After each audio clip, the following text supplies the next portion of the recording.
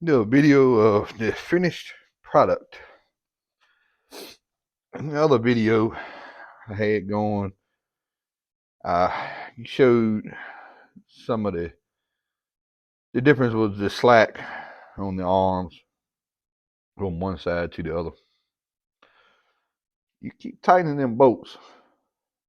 I had to put a pipe on this side. Keep on snugging them. These were no problem. These ain't no problem. I tighten them right up. This got just a very little. If you look at the other video, you can see these flopping all over the place. I mean, I put no shims in it, nothing. I loosened the top bolts and kept tightening the bottom. I did it in the bench slip on the bottom ones. I did in the bench slip, had to put a pipe on it. The bolt didn't ring. Put about a 12, 18-inch piece of pipe on it. Here's your grease fittings. Put one here. I put two down here on the bottom of that pin. One there. And one there. Each one of them spots there. One on this. Put one on the top. I put one in the center. And you can see the grease is kind of oozed out this way.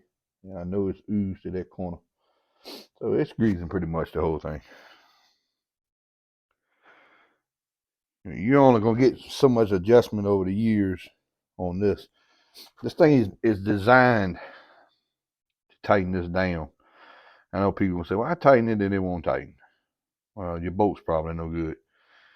Your threads is boogered up, back it off and put a washer or something to stay on some good threads. And you just keep tightening on it.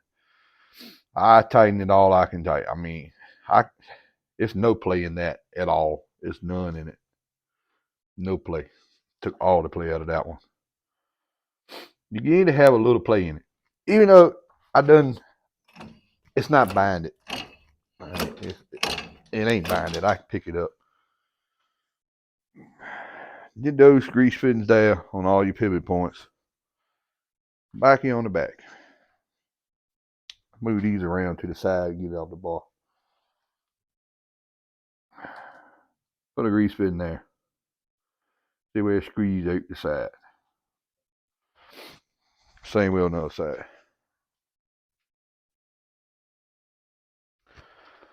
Put one there and squeeze out there.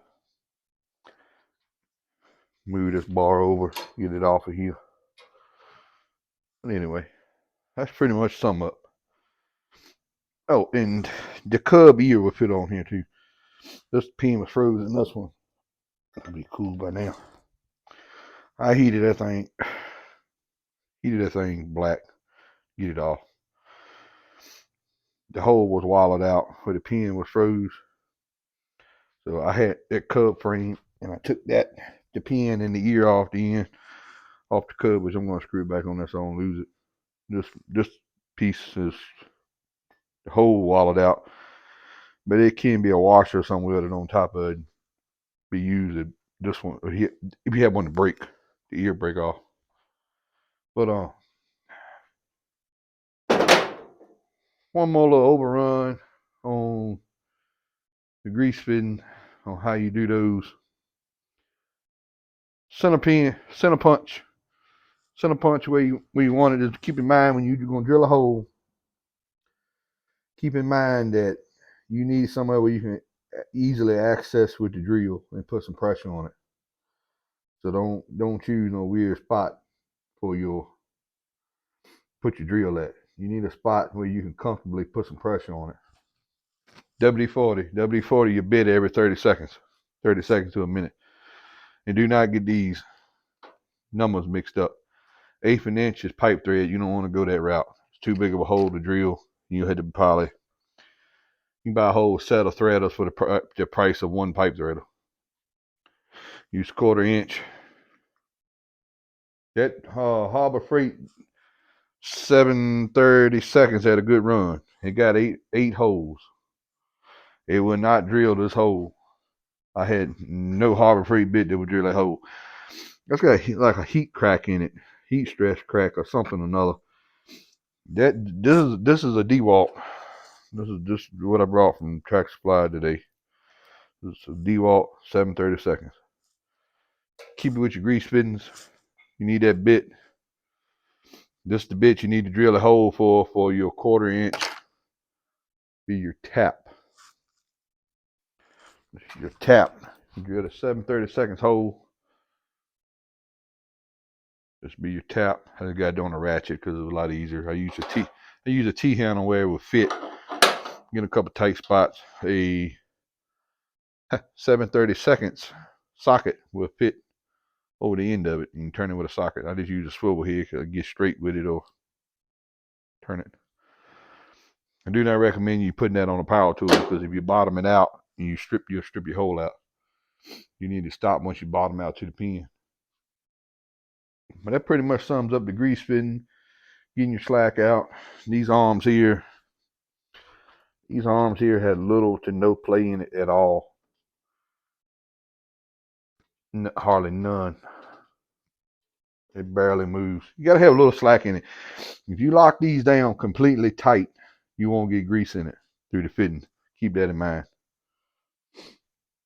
I think we ready to do some farming now, at least with them anyway. What do you think, Jerry? I think so. Think so. I think we ready to do some farming with that. But we don't really do no farming. We're gonna do some road work repair. We're gonna get this cultivator frame off. We're gonna get a straight blade under that. Jerry's living a retired life. Oh, Uncle Jerry living a retired life. He got some more bush hogging he's got to go do catch up. Get him equipped with a box blade behind that. Got some major road repair to do. My wife does some videos on the phone. Me and him coming through that terrible road with ruts in it. I say some on the rut waist deep. Pretty bad. But I got a plan for that. We're gonna get the ruts filled in, cut some water bars through there with the farmall. Hopefully. But yep. Loosen your top bolts, tighten them down, keep on tightening them. If you gotta put a pipe on it, I had to put a pipe on this side. I didn't have to put it on the other side. This side I had to put a pipe on it, and you just pull down on it, keep pulling until you got it where you want it. Same way with these. If this won't take your slop out, you need a new bolt. And you tighten it enough, it'll get the slack out. Put some grease pins on it. I highly recommend it. And something else I'm talking about in this particular video. There's two types of owners with these tractors here, or any kind of old tractors. Two types of owners. It's a collector and a gardener. I'm not a collector.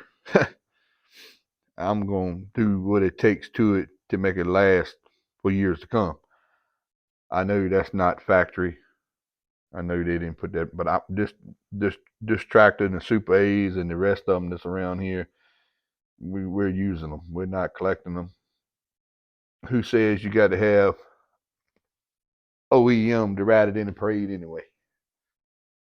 Nobody's gonna care about that grease fitting on there if you're riding in the parade. They're gonna look how shiny and red it is. I mean, be real about it. People's not gonna care about that grease fitting or anything like that.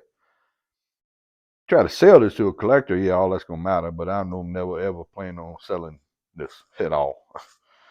We're gonna garden with this thing till we're too old to garden. Hopefully. Then when we get too old to garden, we'll hire somebody else to do the grunt work. But yeah. Two types of people. The collectors, they're gonna frown upon that. That's fine, I know it. They say go to Burst store, buy all new stuff and put on it or wherever. Or go search till you find the factory stuff. Don't drill your metal, put fittings in it, but I'm never plan on trying to sell this to no collector at all.